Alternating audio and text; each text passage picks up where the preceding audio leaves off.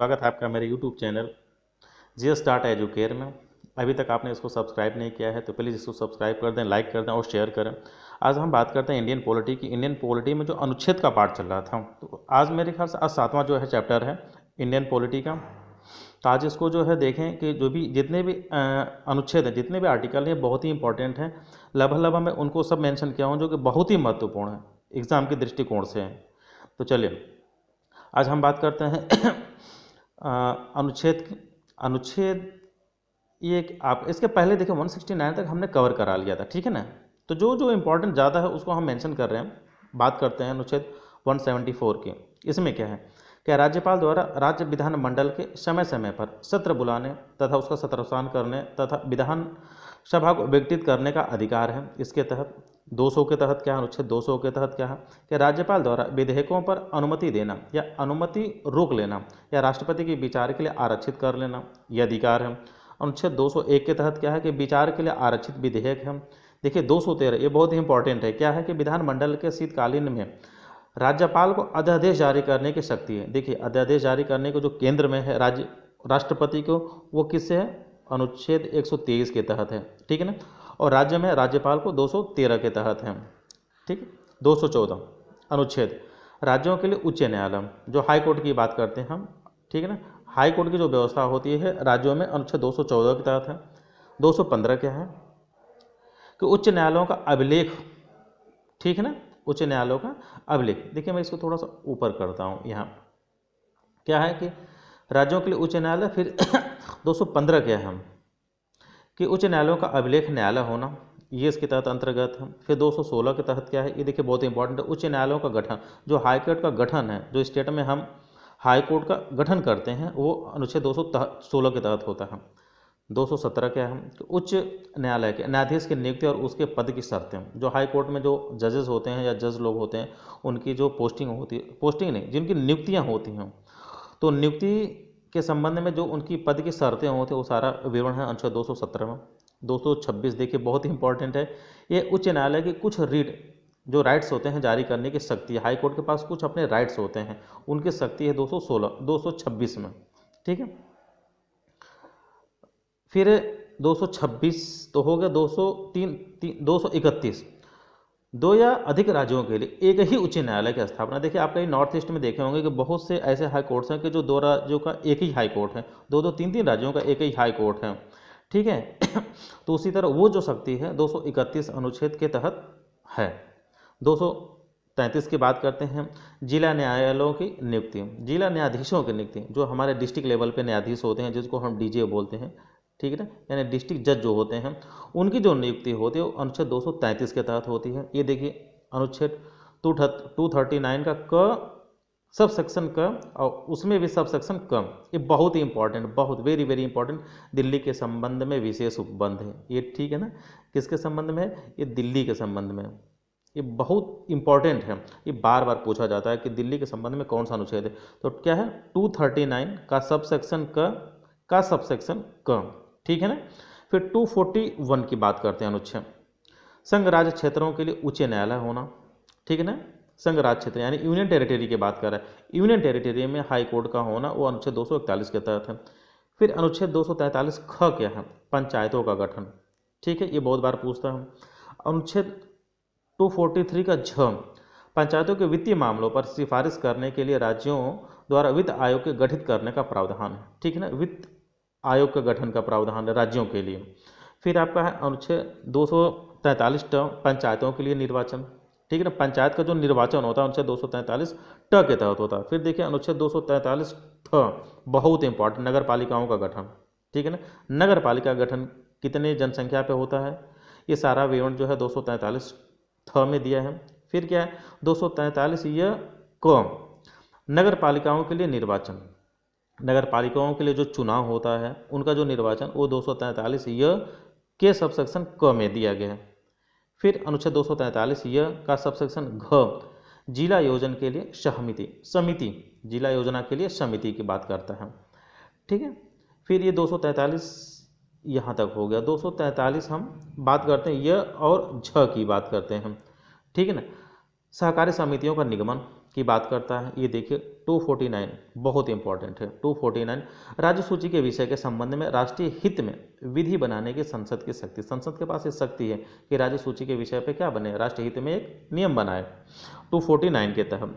फिर बात करते हैं 253 अंतर्राष्ट्रीय करारों को प्रभावी करने के लिए विधान का वर्णन है इसमें। 262 का वर्णन है अंतर्राज्यीय नदियों के जल संबंधी विवादों का निर्गमन। जैसे दो नदियों का जब विवाद है, एक नदी है जो दो राज्यों में प्रवाहित होती है, बहती है, तो उनका जो विवाद होगा वो 262 के तहत जो है उनका विवादों का निर्णय होगा। फिर 263 देखिए बार बार पूछा गया अंतर्राज्यीय परिषद के संबंध में उपबंध, अंतर्राज्यीय परिषद के संबंध में उपबंध 263 के अंतर्गत, ये बहुत बार पूछा गया है। 266 की बात करता है, क्या है, भारत और राज्यों के संचित निधियां और लोक लेखे के बारे में प्रावधान है। संचित निधि और लोक लेखे के बारे में बात करता है। 267 की बात करता है भारत की आकस्मिक निधि, ठीक है ना। फिर 280 ये देखिए 280 बहुत बार पूछता है वित्त आयोग का गठन, ठीक है ना। वित्त आयोग का गठन जो होता है अनुच्छेद 280 के तहत है, ये बार बार पूछता है, इसको बिल्कुल याद कर लीजिएगा। देखिए अनुच्छेद 300 का क, विधि के प्राधिकार के बिना व्यक्तियों की संपत्ति से संचित न किया जाना का वर्णन है 300 में, 300 के सबसेक्शन क में।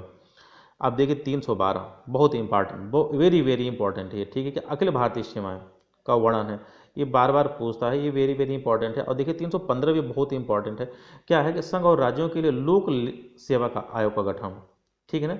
जो हमारे यहाँ जैसे उत्तर प्रदेश की हम बात करें तो यूपीपीएससी है, ठीक है ना। तो जो लोक सेवा आयोग है तो राज्य और संघ के लिए दोनों के लिए का वर्णन 315 में है।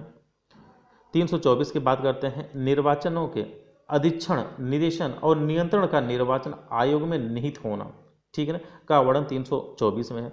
326 देखिए बहुत इंपॉर्टेंट है, लोकसभा और राज्यों की विधानसभाओं के लिए निर्वाचनों का वयस्क मताधिकार के आधार पर होना, वयस्क मताधिकार के आधार पर होना 326 के तहत इसका वर्णन है, ठीक है। 326 के बाद हम बात करते हैं 330 की। 330 क्या है, लोकसभा में अनुसूचित जाति एवं अनुसूचित जनजातियों के लिए सीटों का आरक्षण बात करता है, यानी SC ST के सीटों का आरक्षण लोकसभा में बात करता है 330 के तहत। अनुच्छेद 331 देखिए बहुत इंपॉर्टेंट है, लोकसभा में आंग्ल भारतीय समुदायों का प्रतिनिधित्व 104वें संविधान संशोधन अधिनियम 2019 द्वारा क्या किया गया, निर्गमन का प्रावधान किया गया, निरसन का प्रावधान किया गया, ठीक है ना। जो आंग्ल समुदाय होते हैं लोकसभा में 2 सदस्य चुने जाते हैं, तो उनका वर्णन है अनुच्छेद 331 में। 332 क्या कहता है कि राज्यों की विधानसभाओं में अनुसूचित जातियों और अनुसूचित जनजातियों के लिए स्थानों का आरक्षण की बात करता है 332 में। 333 की क्या बात करता है कि राज्यों की विधानसभाओं में आंग्ल भारतीय समुदायों का प्रतिनिधित्व 104वें संविधान संशोधन अधिनियम 2019 द्वारा निरसन का प्रावधान, ठीक है ना। विधानसभा आंग्ल समुदाय के प्रतिनिधित्व का बात करता है अनुच्छेद 333 में। अब 338 क्या है देखिए 338 क्या है, बहुत इंपॉर्टेंट है कि राष्ट्रीय अनुसूचित जाति आयोग का गठन के बारे में बात करता है। जो राष्ट्रीय अनुसूचित जाति यानी एससी आयोग की बात करता है वो 338 के तहत। 338 का क्या है कि राष्ट्रीय अनुसूचित जनजाति ये एसटी की बात करता है, ये एसटी आयोग के गठन के बारे में बात करता है 338 क में। 340 क्या बात करता है, राष्ट्रीय पिछड़ा वर्ग आयोग ओबीसी की गठन के बात करता है, ठीक है ना। देखिए सीरियल वाइज है सब। 338 एससी के आयोग का गठन, 338 क एसटी के आयोग का गठन, 340 ओबीसी के आयोग का गठन, 343 संघ की राजभाषा हिंदी और लिपि देवनागरी घोषित, ठीक। 344 राजभाषा आयोग का गठन 344 के तहत होता है। 350 का क्या करता है, प्राथमिक स्तर पर मातृभाषा में शिक्षा की सुविधाएं। देखिए बहुत इंपॉर्टेंट है, पूछता बार बार शिक्षा की मातृभाषा में शिक्षा की सुविधाएं 350 सबसेक्शन क के तहत। 352 देखिए तो बहुत इंपॉर्टेंट है, युद्ध या वहाँ आक्रमण या सशस्त्र विद्रोह की स्थिति में इमरजेंसी की बात कर रहा है। लेकिन कौन सी इमरजेंसी, 3 तरह की इमरजेंसी होती है, ठीक है। 352 356 360। तो 352 में क्या करता है, युद्ध या बाहरी आक्रमण या सशस्त्र विद्रोह, सेनाओं में जो सशस्त्र विद्रोह हो जाए उनके आधार पर इमरजेंसी लगाना 352 के तहत है, ठीक। अब दूसरी इमरजेंसी की हम बात करते हैं। दूसरी इमरजेंसी किसके तहत लगती है, अनुच्छेद 356। देखिए बहुत बार पूछा जाता है 356 ही लगभग हर जगह लगता है। ये राज्यों में संविधान तंत्र के विफल हो जाने की दशा में कभी कभी आप देखे होंगे कि जो मुख्यमंत्री होते हैं या फिर जहाँ पे गठबंधन की सरकार होती है गिर जाती है तो वहाँ पे क्या लगता है, इमरजेंसी लगती है और 356 के तहत लगती है, अनुच्छेद 356 के तहत लगती है, ठीक है ना। 360 की हम बात करते हैं कि वित्तीय आपातकाल घोषित करने का प्रावधान, जो वित्तीय आपातकाल है उसके आधार पर होता है। 368 संविधान संशोधन की बात करता है। तो ये रहा इसका हमारा जो बहुत इंपॉर्टेंट जो अनुच्छेद है, आर्टिकल है। अगले वीडियोज़ में हम वो जितने भी मिलान के क्वेश्चन हैं वो हम एक समरी बनाएंगे और वो क्वेश्चंस लगाएंगे, और इस चीज़ को आप याद कर लीजिएगा ताकि वो जो क्वेश्चंस होंगे ताकि आपको याद रहें और फटाफट आप उसको सॉल्व कर लें, क्योंकि आपको उसमें समय भी दिया जाएगा सोचने का, विचारने का और सही आंसर ट्रिक करने का, ठीक है। तो अगले क्वेश्चन में हम यही मिलान वाला क्वेश्चन लाएंगे, कौन सा अनुच्छेद है, इसीलिए हम पहले सारे अनुच्छेद को दे देंगे ताकि आप इसको याद कर लें, ठीक है। अभी तक आप इस वीडियो को पूरा देखें, चैनल पर नए हैं तो सब्सक्राइब करें, लाइक करें और शेयर भी करें। देखने के लिए धन्यवाद।